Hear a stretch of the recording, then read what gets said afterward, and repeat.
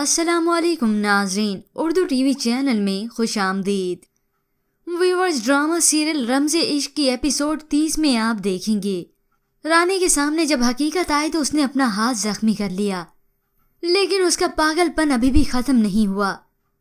ریان کی والدہ اس کے پاس ایک شرٹ لے کر آئیں، یہ کیا کیا تم نے؟ تو رانی اتراتے ہوئے ان سے کہتی ہے، یہ میں نے ہی کاٹا ہے کینچی سے۔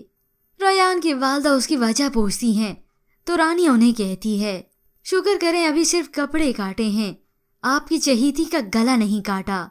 ویورز، ہو سکتا ہے یہ سین آپ بعد میں دیکھ پائیں کیونکہ یہاں پر رانیہ کا ہاتھ زخمی ہی نہیں۔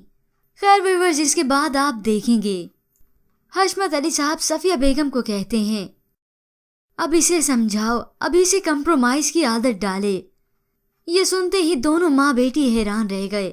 صفیہ بیگم حشمت علی سے کہتی ہیں، ابا جی ساری زندگی میں نے کمپرومائز کیا، اب میری بیٹی بھی کمپرومائز کرے اس کے ساتھ۔ میری پیٹھ پیچھے چھرا گھونپا ہے آپ لوگوں نے۔ اب صفیہ بیگم اور رانیہ کی عقل ٹھکانے آئے گی جب انہیں کمپرومائز کرنا پڑے گا، لیکن ایسی بلائیں کمپرومائز تھوڑا نہ کرتی ہیں۔ ایسے لوگ تو کسی کی جان لینا جانتے ہیں یا پھر کسی کو نقصان پہنچانا۔ اس لیے صفیہ بیگم اپنی بیٹی کو سمجھاتی ہیں تو رانی اپنی ماں سے کہتی ہے، میرے شوہر نے دوسری شادی کر لی اور آپ مجھے کہتے ہیں کہ میں ہوش کروں۔ تو صفیہ بیگم کہتی ہیں، حسد کی آگ میں جل جل کر اپنا ہی نقصان کرو گی، کسی کا کچھ نہیں بگڑے گا۔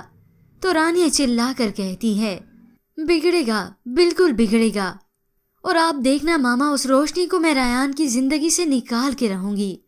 اور اسی مقصد کے تحت رانی چڑیل بن کر آئی ہے اب روشنی کے آگے، روشنی جو کہ سو رہی ہے اور رانیہ جو کہ غلط ارادے کے لیے اس کے پاس آئی ہے، جس کے بعد وہ اس پر حملہ کرے گی۔